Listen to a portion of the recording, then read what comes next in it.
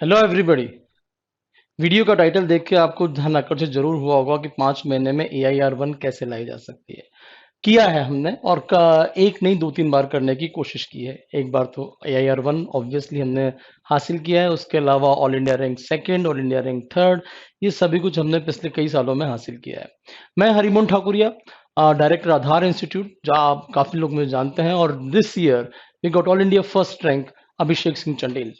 कई लोगों को बड़ा विस्मय होता है कि AIR1 कैसे आई है। ये तो बड़े कोई फैकल्टी होंगे, क्योंकि आप लोगों ने जो अब तक देखा है कि इंस्टीट्यूट अपने यहाँ सिर्फ सिर्फ फैकल्टी की टॉप 10 रैंक दिखाते हैं। He is not a faculty, is a school teacher in the Chhattisgarh. और पिछले वाले अटेम्प्ट में इनका ऑल इंडिया रैंक 5th आया था। बाय प्रोफेशन फार्मा बैकग्राउंड के हैं। जीरो से स्टार्ट किया था पूरी बायोलॉजी पढ़ना और स्कूल टीचर बने। उसके बाद ऑल इंडिया फर्स्ट रैंक आई। अब छत्तीसगढ़ में कॉलेज लेक्चर के लिए प्रिपेयर कर रहे हैं। खैर, जो सबसे शानदार बात थी इनकी वो ये थी कि उनके मार्क्स मार्क्स असामान्य रूप से 182 आउट ऑफ 200, इतने जबरदस्त मार्क्स लेके आना कई बार आपके दिमाग में प्रश्न लेके आता है कि ऐसा इन्होंने किया कैसे। मैं अपने बारे में सबसे पहले बता दूं कि जैसे कि मैंने आपको बताया, I am direct owner of Aadhaar institute. मैंने अपना जो पिछले लगभग 19 साल आप लोगों को पढ़ाने में लगाए हैं, अलग अलग तरह के फीचर कोर्सेज में पढ़ाता हूँ। CSR, NET life science, GATE life science, GATE B, IIT JAM, MSc entrances. मैंने अपना अपना जो JRF है वो 4 बार और नेट LS 3 बार क्वालिफाई किया है। MSc मेरा school of life sciences JNU से है। JNU जैसे आप लोग अलग अलग तरीकों से जानते हैं। दिस इज माई डिग्री, बताना जरूरी होता है क्योंकि हर छोटा बच्चा आजकल प्रोफेसर लगा लेता है। I am not a professor at all.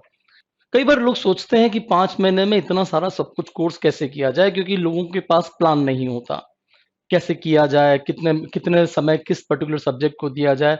Usually आपके जो मेंटोर्स होते हैं वो आप लोगों को मिसगाइड करते हैं, सेल बाय मोल बाय कर लो कल्याण हो जाएगा, बाकी सब्जेक्ट को रख दो, बस इतना ही सब कुछ आता है। और आप लोगों को भी लगता है, क्योंकि जो इकोलॉजी या इवोल्यूशन के होते हैं वो सवाल आपके असल में पढ़े हुए नहीं होते, आपके सामने से कभी गुजरे हुए नहीं होते। पिछले 4 साल से मैं आई गुरुजी वीडियोस बना रहा हूँ, और इस वीडियो बनाने के दौरान में मैंने हर वो टॉपिक को कवर करने की कोशिश की जो संभावित तौर पे CSR नेट में पूछा जा सकता है। इसलिए कंप्लीट पैकेज लगभग 350 वीडियो का होता है, जिसको कि कितने समय में पूरा किया जाना चाहिए। वैसे आप चाहें तो वीडियो ना लें, कोई फर्क नहीं पड़ता।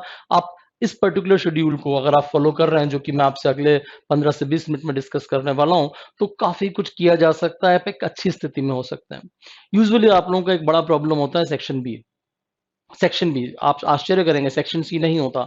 सेक्शन सी में आपको ही पता है कि 75 में से 25 क्वेश्चंस पिक किए जा सकते हैं, जिसमें से कि आप लगभग 20 से 21 सवाल आपको ऐसा लगता है देखे हुए हैं, पढ़े हुए हैं।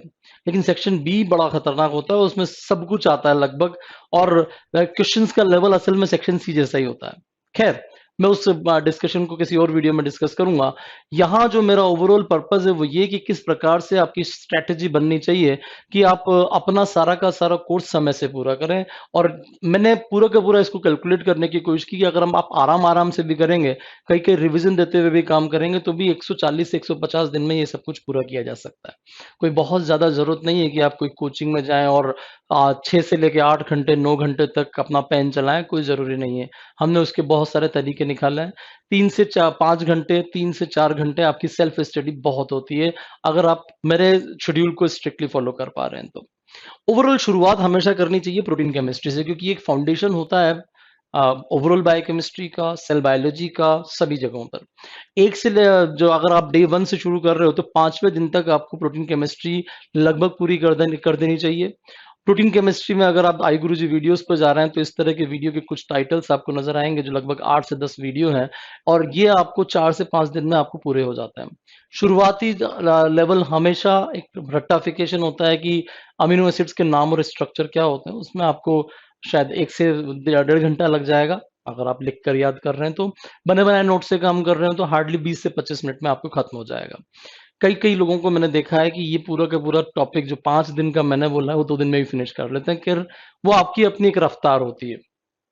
इसके बाद आपको हमेशा शुरू करना चाहिए बायोफिजिकल केमिस्ट्री, जो कि 6वें से 10वें दिन तक होना चाहिए, अगेन लगभग 5 दिन। बायोफिजिकल केमिस्ट्री क्यों फायदेमंद है? क्योंकि आप जब प्रोटीन केमिस्ट्री को अगले लेवल पे पढ़ोगे, या अगर आप सेक्शन सी के पहले 4-5 सवाल पर अगर आप ध्यान देते हो, अगर आप कोड वगैरह पे जाएं, ए कोड वाली जो बुकलेट होती है उसमें बायोफिजिकल केमिस्ट्री के क्वेश्चंस होते हैं।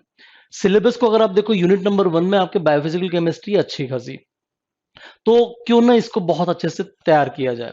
बायोफिजिकल केमिस्ट्री में जो हम लोग इसमें आप लोगों को काम कर रहे हैं, वो काम कर रहे हैं कि आप बेसिक थर्मोडायनेमिक्स आप पूरा का पूरा सीखें, जो थर्मोकेमिस्ट्री वाला सेक्शन है, काइनेटिक्स वाला सेक्शन है, बायोमोलिक्यूल्स की जो न्यूमेरिकल्स होते हैं उसके ऊपर आप काम करें। छोटा सा सेक्शन है लेकिन काम बहुत सारा करना पड़ता है।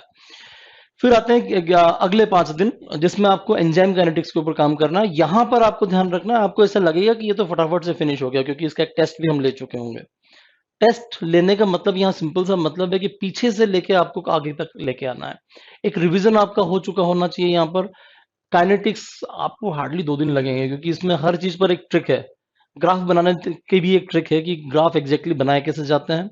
अगर आप थोड़ा एडवांस लेवल पे पढ़ रहे हैं तो हीमोग्लोबिन मायोग्लोबिन की काइनेटिक्स को भी आपको देखना चाहिए। टिपिकल मैथमेटिक्स है, ग्राफिकल रिप्रेजेंटेशन है, बट चूंकि कंप्लीटली इमेजिनेशन पर बेस्ड है, हर चीज को हमने बहुत सही ढंग से इसको अरेंज किया हुआ है, तो चीजें की जा सकती है। 16वें से 22वां दिन, लगभग एक हफ्ता आपको मेटाबॉलिज्म और बायोएनर्जेटिक्स के ऊपर लगाना चाहिए। मेटाबॉलिज्म की जो शुरुआत होगी, कार्बोहाइड्रेट स्ट्रक्चर, लिपिड स्ट्रक्चर, उनके बेसिक अपना ग्लाइकोलिसिस से हम लोग शुरू कर लेते हैं कि ग्लाइकोलिसिस क्या होता है, ग्लाइकोलिसिस का रेगुलेशन क्या होता है, ग्लूकोनियोजेनेसिस क्या होता है, टीसीए, एचएमपी, आपके galactose metabolism, fructose metabolism, glycogen metabolism, lipid में आपका बीटा ऑक्सीडेशन, लिपिड बायोसिंथेसिस, ये सब कुछ आप लोगों को पूरा का पूरा कवर करना होता है। ये बात हो गई आपके, इतने दिन के बाद आप पहुंच गए। थोड़ा और आगे जाएंगे तो प्रोटीन मेटाबॉलिज्म पर भी आपने ऑब्जर्व किया होगा, काफी सवाल होते हैं। न्यूक्लियर मेटाबॉलिज्म पे सेट क्वेश्चन होते हैं कि डिनोवो बायोसिंथेसिस में कौन सा वाला हिस्सा कौन सा अमीनो एसिड बना रहा है, उस तरह के कुछ सेट क्वेश्चन होते हैं, आप लोगों ने काफी देखे हैं। ओवरऑल फिर आता है अपना 23 में से 30वां दिन। 23 में से 30वां दिन आप टूल्स एंड टेक्निक्स पे लगाइए। सिंपल सिंपल फिजिक्स की पर बेस्ड होती है, माइक्रोस्कोपी से लेकर क्रोमेटोग्राफी, सेंट्रिफिकेशन, इलेक्ट्रोफोरेसिस, आपकी basics of your spectroscopy, fluorescence spectroscopy, जो कि हम अभी पीछे पढ़ के आ चुके हैं प्रोटीन फोल्डिंग वगैरह में, उसका एक एप्लीकेशन यहाँ पर आ जाता है पूरी तरह से। प्लस चूंकि माइक्रोस्कोपी आप लोग कर चुके हो, तो आगे जो सेल बायोलॉजी माइक्रोबायो शुरू होने वाली है, उसका एक फाउंडेशन क्रिएट हो जाएगा। स्टेनिंग वगैरह की इसके हमने वीडियोस ऐड किए हैं, जो कि आप हमारे सपोर्ट नोट्स के माध्यम से बड़ा जल्दी जल्दी कर पाओगे। तो कुल मिलाकर अगर आप इसको एक हफ्ता मान रहे हो तो हार्डली 4 दिन लगेंगे पूरा करने में, लेकिन अगेन 3 दिन रिवीजन और प्रॉपर लर्निंग के लिए लगाना है। ये जितना आपका शेड्यूल सिस्टमेटिक होगा, आप अपनी जो जीत है, अपनी जो विक्ट्री है, उसके उतना ही पास जाएंगे। इस चीज का खास ख्याल रखना है, क्योंकि सारा मामला होता है मैनेजमेंट का। अगर आप ये सोच रहे हैं कि बहुत सारा पढ़ के आप कुछ कर जाएंगे, नहीं, जब तक आप अपना सिलेबस प्रॉपरली कवर नहीं करेंगे, टाइमली पूरा नहीं करेंगे, बात नहीं बनेगी। 31 से 37वां दिन, 31st टू 37 डे अराउंड आपको सेल बायोलॉजी लगाना चाहिए। एक हफ्ता बहुत होता है, लगभग 30 वीडियो के लगभग है दोनों यूनिट्स मिलाकर, क्योंकि सेल बायोलॉजी में मेरे लिए एडवांस सेल बायोलॉजी भी होती है जिसमें सेल सेल कम्युनिकेशन है। तो लगभग 43वां दिन, 30 से लेकर 43वां, 31 से लेकर 43 दिन, 31 टू 43rd डे आपको काम करना है पूरी की पूरी सेल बायोलॉजी पर, प्लस पिछला रिवीजन। क्योंकि 15 दिन नहीं लगते हैं सेल बायो में, सेल बायो में लगेंगे आपको 8 दिन, 8 से 9 दिन। उसमें पूरा ईसीएम आ जाएगा, कैंसर बायोलॉजी आ जाएगी, आपका सेल सिग्नलिंग आ जाएगी, पीछे से अगर मैं बोलूँ तो आपके मेम्ब्रेन फिजियोलॉजी पूरी आ जाएगी। और अगर आप न्यूरो फिजियोलॉजी को इसी के साथ करना चाहें तो एनिमल फिजियो में जाके कर सकते हैं। यहाँ पर आगे बढ़ने के बाद आपको एक कॉन्फिडेंस आ जाएगा कि यार, I have completed the biochemistry, I have completed the biophysical chemistry, tools and technique and cell biology. Technically आपके जो काउंटर पार्ट्स हैं, जो सो कॉल्ड प्रिपरेशन कर रहे हैं, वो लोग तो उस दिन तक सिर्फ डीएनए पढ़ पाएंगे और अपना पूरा का पूरा लगभग 3 यूनिट खत्म हो चुकी होगी। यहाँ बार बार अगर आपने ऑब्जर्व किया हो तो मैंने टेस्ट और लाइव सेशंस के बारे में बात की है, जो कि हम 1 जुलाई से शुरू कर रहे हैं रेगुलर वे में।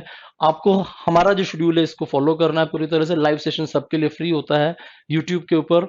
आप जब चाहें उसको अटेंड करें। हमारा जो चैनल है, यूट्यूब चैनल, उसको सब्सक्राइब करके रखें, नोटिफिकेशन आपके पास आ जाएगा।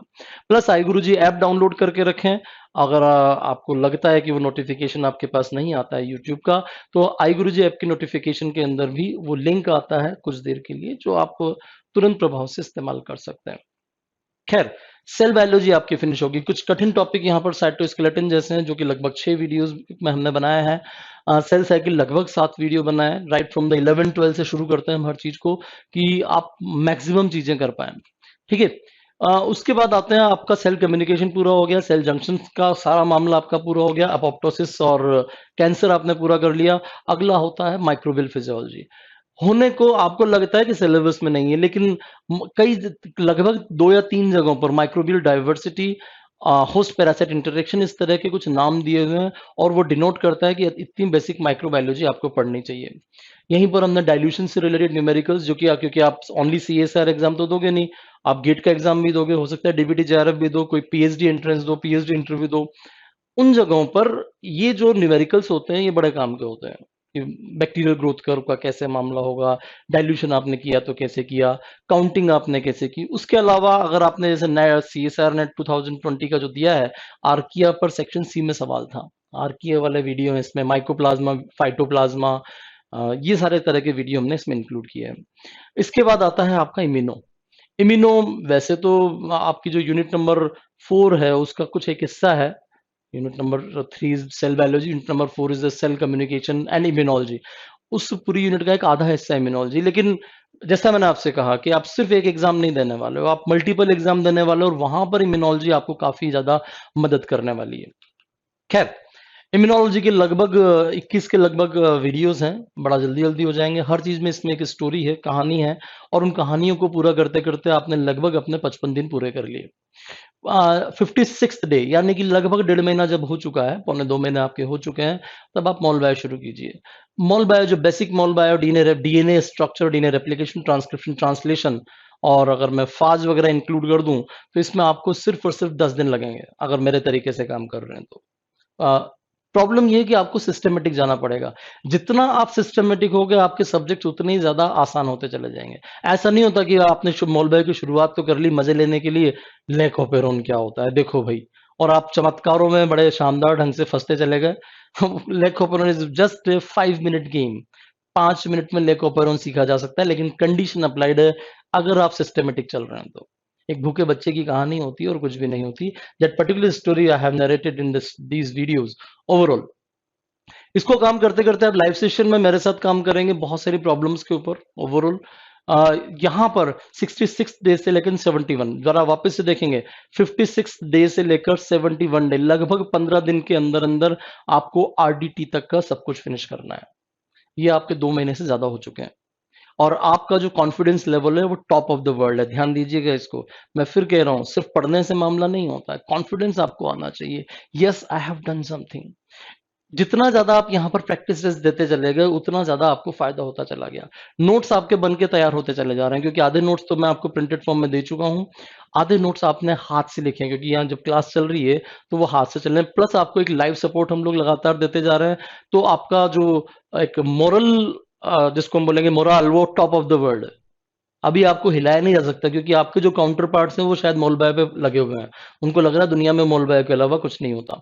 मैं आपको फिर कह रहा हूँ, जितना ज्यादा आप बैलेंस तरीके से समय दोगे हर सब्जेक्ट को, उतना आपका कॉन्फिडेंस बढ़ेगा। यूजुअली एक प्रॉब्लम आता है कि आप 3 महीने तक तो cell bio mol bio camp पर लगे हुए हो, और लास्ट में आके आपको एकदम से हड़बड़ाहट होती है कि हम कितना ज्यादा से ज्यादा कोर्स कवर कर जाएं। उस वक्त किसी और को दोष देने का फायदा नहीं होगा, दोष तो हमारा ही है, क्योंकि हमें चीजों को सिस्टमेटिक रखना चाहिए था। 15 दिन आपके हो चुके हैं। 15 दिन आपके जब हो चुके, तो आपने आरडीटी वगैरह सारा फिनिश कर लिया, मार्कर्स फिनिश कर लिए, FISH GISH, southern blotting, northern blotting, sequencing, PCR, basics of RDT, vectors, और इवन अगर आप प्लांट टिश्यू कल्चर वगैरह में इंटरेस्टेड हो तो आप वो भी कर सकते हैं 3 से 4 दिन लगा के।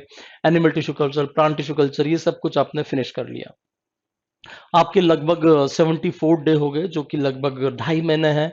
2.5 महीने में आपका कॉन्फिडेंस बहुत शानदार पहुंच चुका है। अब अपन क्या करेंगे, क्लासिकल चीजों पर जाएंगे। अब तक हमने क्या कर लिया, biochemistry, cell biology, immunology, microbiology, mol bio, RDT. ये जो मेजर चीज है, जिसकी वजह से अब तक आपको लगता था कि सिलेक्शन शायद इसकी वजह से होता है, तो 2.5 महीने में आपका जो कॉन्फिडेंस है वो सिलेक्शन तक तो आ जाएगा। आपको लगने लग जाएगा यार अपना सिलेक्शन तो होएगा। लेकिन मामला क्या है, मामला है रैंक लाने का। डोंट बी मिनिमम गाय। सिर्फ सिर्फ एक मिनिमम गाय नहीं बनना है कि यार ठीक है यार गलती से सेलेक्ट हो गए, लास्ट रैंक पर आकर सेलेक्ट हो गए। It is just like NEET में आपके बीडीएस मिल गई, इट्स मिनिमम गाय। आप टॉप क्यों नहीं लेके आ सकते? जब अभिषेक लेके आ सकता है या मैं लेके आ सकता हूँ, तो आप क्यों नहीं लेके आ सकते? सवाल सिर्फ इतना सा है। आप प्लांट फिजियो पे शुरू कीजिए। अब हल्के टॉपिक शुरू हो गए हैं, क्योंकि अब हम क्या कर रहे हैं, आधे रास्ते पहुंच चुके हैं। पीछे का आपको रिवीजन करते जाना है और नई चीजें सीखते जानी है। प्लांट फिजियो आपने की, बहुत छोटी यूनिट है ओवरऑल सिलेबस के वाइज देखा जाए। स्ट्रेस फिजियोलॉजी जैसे कुछ टॉपिक्स हमने इस बार ऐड किए हैं इसके अंदर, microwell stress, biological stress, physical stress, chemical stress, उस तरह के कुछ छोटे मोटे टॉपिक्स आपको टीजन जिगर वाले जो हैं वो आपने तैयार करने हैं जीन लेवल पे। यूजुअली शॉर्ट शॉर्ट 4-5 क्वेश्चन आपके सेक्शन सी में आएंगे, 2-3 बहुत अच्छे क्वेश्चन सेक्शन बी में आएंगे, जिसको कि आप एक एडवांटेज की तरह ले सकते हो। प्लांट फिजियोलॉजी आपका हो गया 82 डे तक, 82 डे यानी कि लगभग 2.25 महीने हो चुके हैं। इसके बाद आप शुरू कीजिए प्लांट डेवलपमेंटल बायोलॉजी। बहुत छोटी यूनिट है, जो आपकी यूनिट नंबर 5 है उसका एक थोड़ा सा हिस्सा, लेकिन बड़ी प्रॉमिसिंग यूनिट है। बड़े स्ट्रेट फॉरवर्ड सवाल आते हैं। 2 लेवल पे आपको तैयार करना है, जीन लेवल पे जिसमें आप अरेबिडोप्सिस और एंटीरिनम के ऊपर काम करोगे, और जो बेसिक डेवाई होता है, जो आपने ग्रेजुएट, जो लोग बॉटनी से हैं उन्होंने अपने ग्रेजुएशन में या पोस्ट ग्रेजुएशन में पढ़ा है एम्ब्रियोजेनेसिस लेवल तक का, वो भी प्रिपेयर करना है, छोड़ना नहीं है कुछ भी। आप इस चीज को ध्यान रखेंगे, कुछ भी प्रिपेयर करते हुए कुछ छोड़ना नहीं चाहिए। बड़ा रिस्की होता है, क्या पता उसमें से क्वेश्चन आए। आपने ये सिलेबस आपका फिनिश कर लिया, और ये जो ओवरऑल मामला है लगभग 20 से 22 वीडियो, ये आपके फिनिश होने के बाद आपका अगेन कॉन्फिडेंस 1.5 यूनिट का और एडिशन में चला गया। सेक्शन बी के लिए अब आप तैयार होते चले जा रहे हो।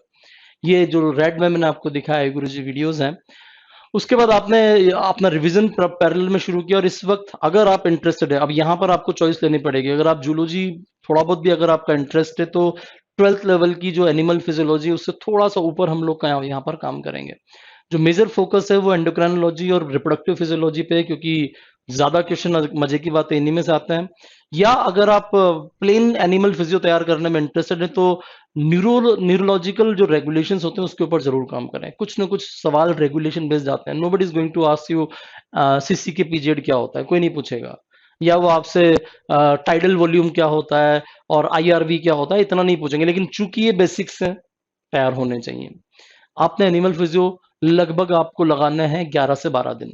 12 दिन का आपका सिलेबस एक बार खत्म हुआ, आप रिविजन्स प्रॉपर कर लें। अब आप लगभग 3/4 रास्ता आपने तय कर लिया है। 3/4 टेस्ट आप लगातार देते रहें जितना आप दे सकते हैं। इसके बाद आप शुरू करें developmental biology. Again unit number 5 फिर से आ गई है, एनिमल डेवलपमेंटल बायोलॉजी। यहाँ आप उसके 3 सेक्शन कर लीजिए। एक तो बेसिक डेवलपमेंटल बायोलॉजी, जो आपका गेमेटोजेनेसिस से लेकर गैस्ट्रुलेशन ऑर्गेनोजेनेसिस होता है। फिर आपका जो हार्डकोर वाली डेव बायो होती है, जिसमें जीन लेवल पर, मॉलिक्यूलर लेवल पर हम बात करते हैं, वर्टिब्रेट डेवलपमेंट या एडवांस वर्टिब्रेट डेवलपमेंट, हम उसके ऊपर काम करें। एम्फीबिया में इंडक्शन क्या होता है, ऑर्गेनाइजर्स क्या होते हैं, कौन से जीन्स इन्वॉल्व हैं। उसके बाद आप जाइए, आप लोअर जो ऑर्गेनिजम्स हैं, जिसमें ड्रोसोफिला डेवलपमेंटल बायोलॉजी, सी एलिगेंस डेवलपमेंटल बायोलॉजी, या आप बेसिलस सबटाइलस डेवलपमेंटल बायोलॉजी, डिक्टिस्टीलियम के ऊपर आप काम करें। ये सब कुछ आपको एक एडिशन दे देगा, जिससे कि आपकी यूनिट नंबर 5 भी प्रिपेयर हो गई। चीजें आसान होती जा रही हैं अगर आप ऑब्जर्व कर रहे हैं तो। मैं जितना ज्यादा हो सके उतना, हाँ, यहाँ पर एक सजेशन मेरा होगा, अगर आपको लगता है कि animal physio is not a good like idea to prepare, better prepare the animal developmental biology. Unit छोटी है, फटाफट से प्रिपेयर होगी, काफी कुछ उसमें ऐसा लगेगा कि यार हमें बहुत कुछ आता है। तो यहाँ पर आपने जब डेवलपमेंटल बायोलॉजी प्रिपेयर कर ली, उसके बाद आपको जाना जाना चाहिए जेनेटिक्स। इसको मैंने जानबूझ के पीछे लिया है, क्योंकि पूरा का पूरा मामला न्यूमेरिकल पर बेस्ड है। आसान यूनिट है, फॉर श्योर सवाल सही होते हैं, सवाल सही होते ही होते हैं। मैं आपको जो ओवरऑल प्रिपरेशन करने को बोल रहा हूँ, वो 75 में से आपको लगभग 50 से 55 क्वेश्चन आने चाहिए सेक्शन सी में। और उस 50 से 55 में हम जिसमें डैम श्योर हैं, वो 25 हम करके आएंगे, यानी कि 100% मार्क्स लाए जा सकते हैं सेक्शन सी में। बहुत बड़ी बात नहीं है। पूरा प्रिपरेशन करने का जो ओवरऑल फायदा है, कि आप सिर्फ नेट नहीं दे रहे हो, ध्यान दीजिएगा, आप बहुत सारे एग्जाम्स बाद में भी देने वाले हो, आप बहुत सारे इंटरव्यूज देने वाले हो। आपकी जो नॉलेज होनी चाहिए वो इंटीग्रेटेड नॉलेज होनी चाहिए, सारी चीजें आपको आनी चाहिए। यहाँ आप जेनेटिक्स पे काम करोगे, इसमें ज़्यादा जो काम होगा वो न्यूमेरिकल्स पर है। स्पेसिफिक न्यूमेरिकल बेस्ड वीडियोज़ इसमें ढेर सारे हैं। खूब सारे न्यूमेरिकल्स हमने सॉल्व करा है। आपके पास जो सपोर्ट नोट्स आएँगे, उसमें न्यूमेरिकल्स की लिस्ट आएगी। आप you just keep on solving, जितना आप सॉल्व कर सकते हैं। मैपिंग, ट्रांसपोज़ोन, आपकी सब तरह की मैपिंग, डिलीशन मैपिंग, आपकी लिंकेज मैपिंग, टेट्राड एनालिसिस, आपके conjugation mapping, transformation mapping, transduction mapping, ये सब कुछ हमने इसमें इंक्लूड किया है ओवरऑल। नाउ कहानी आती है इसके बाद डे 122, यानी कि लगभग 4 महीने हो चुके हैं डे 122 से लेकर 131 डेज। यहाँ आपको इकोलॉजी इवोल्यूशन, इकोलॉजी रिवोल्यूशनिंग, इस तरह के टॉपिक्स हमारे लास्ट में बचे हैं। इकोलॉजी के ऊपर आपने काम करना शुरू किया। बेसिक ग्राफिकल जो प्रेजेंटेशन होते हैं उस पर 2 या 3 वीडियोस हैं। उसके अलावा रट्टाफिकेशन इसमें काफ़ी कुछ बायोडाइवर्सिटी का, अगर आपने ऑब्जर्व किया है सेक्शन बी में बड़े अच्छे सवाल होते हैं हर बार। इकोलॉजी पे आपने लगभग 10 दिन दिए और अब आपका रिवीजन भी पैरेलल में शुरू हो चुका है, उसको आपको पैरेलल में मैनेज करना है। मैंने जानबूझ के दुगना समय लिया है, 4-5-6 दिन लगते हैं बस पूरी इकोलॉजी को। ठीक है, 4 दिन आप पीछे वाले रिवीजन कीजिए और टेस्ट देते जाइए। जहां पर भी टेस्ट लिखा है उसको आप ध्यान दीजिएगा। हमारा एक शेड्यूल वैसे हम वेबसाइट के ऊपर आने वाला है, aadharinstitute.com पे। उसको आप बड़ा तरीके से प्रिपेयर कर लें, क्योंकि वहां डेट्स के हिसाब से आपको बनाना है। क्योंकि मुझे नहीं पता ये वीडियो आप कब देख रहे हैं, आप जिस भी दिन वीडियो देख रहे हैं उस दिन से आपको 145 दिन कैलकुलेट करना है। यहाँ इकोलॉजी में जो ओवरऑल वीडियोस हैं वो लगभग इस तरह से लगभग 25 से 30 वीडियो ओवरऑल यहाँ पर आपको नजर आएंगे फोल्डर में ओवरऑल। उसको प्रिपेयर करने के बाद लास्ट में आपको इवोल्यूशन पे काम करना है। इवोल्यूशन ध्यान दीजिएगा, अगर आप थोड़ा सा शिफ्ट करना चाहें तो जेनेटिक्स के ठीक बाद भी इवोल्यूशन आप कर सकते हैं। फायदा क्या होगा, जेनेटिक्स करते वक्त आपने जो सीखा है अलील और प्रोबेबिलिटी वगैरह, वो आपको इवोल्यूशन में पॉपुलेशन जेनेटिक्स सॉल्व करते वक्त काफी मदद करेगा। पॉपुलेशन जेनेटिक्स में न्यूमेरिकल सिर्फ आजकल वो P square plus 2p Q plus Q square पे नहीं आएंगे। दे में be asking genetic drift coefficient क्या होता है, रिकॉम्बिनेशन कोफिशिएंट्स क्या होते हैं, म्यूटेशन कांस्टेंट्स क्या होते हैं, या सिलेक्शन कोफिशिएंट्स क्या होते हैं। आपको उस लेवल पे प्रिपेयर करना है, ये एक बड़ा महत्वपूर्ण होता है। ये प्रिपेयर के अलावा ह्यूमन इवोल्यूशन पर भी आपको काम करना चाहिए, क्योंकि बड़े अच्छे सवाल आते हैं सेक्शन बी में। ये सब कुछ आपका प्रिपेयर हो गया है और आपके लगभग 138 दिन हो चुके हैं। लास्ट में आपको एक टॉपिक बड़ा शानदार सा, बड़ा इंटरेस्टिंग सा, और वो है आपका 138 से 145 दिन, वो है एनिमल बिहेवियर। इवोल्यूशन वाली यूनिट का एक हिस्सा है। बट चूंकि कई बॉटनी वाले या बायोटेक वाले बच्चों को ये लगता है कि ये यार बड़ा बोरिंग सा होगा, पता नहीं। बट अगर आप ध्यान से देखेंगे तो इसमें भी जीन लेवल पर बात की जाती है। बड़ा टेक्निकल टॉपिक है। टेक्निक्स इसमें काफी सारी इस्तेमाल होती हैं। और इंटरेस्टिंग इसलिए क्योंकि हमें फील होता है कि वो चिड़िया क्यों चहा रही है, कौवा क्यों ऊपर उड़ रहा है, या चींटी कैसे चल रही है, उस तरह का बड़ा इंटरेस्टिंग सा। और चूंकि इंटरेस्टिंग है और इस वक्त हम रिवीजन मोड में है, तो हम स्ट्रेस नहीं देंगे दिमाग को। ये हल्का टॉपिक इस वक्त प्रिपेयर करना है। अब आप कहोगे एग्जाम को तो अभी 6 महीने है, आपने तो 145 दिन का बनाया, 6 महीने तो 180 दिन होते हैं। भैया 140 से 45 दिन तक आप अपने कोर्स को खत्म कर चुके हो। लास्ट के जो 40 दिन है वो रिवीजन के लिए और पीवाईक्यू सॉल्यूशन करने के लिए। जितने आप पीवाईक्यूज यानी कि प्रीवियस ईयर्स क्वेश्चन सॉल्व करोगे, उतना आपको फायदा होने वाला है। खैर, बहुत सारी तरह की मैंने आपसे बातें की हैं। शेड्यूलिंग आप लोग कर चुके होंगे, आपको समझ में आ रहा होगा कि कितना समय अपने को देना है हर तरह के टॉपिक को, और कैसे ओवरऑल चीजों को बैलेंस करना है। टेस्ट आप देते जाइए जितना आप दे सकते हैं मेरे साथ प्रैक्टिस सेशंस, क्योंकि प्रैक्टिस सेशंस हम लोग इसमें ऐड कर चुके हैं। जितना तेजी से आप वीडियोस को रिवाइज कर सकेंगे उतना आपको फायदा है। प्लस लाइव सेशन जो आप मेरे साथ कर रहे हैं उसमें आपको फायदा है। सो कीप इन टच, लगातार मेरे साथ लाइव सेशन में बात कीजिए। Thank you very much.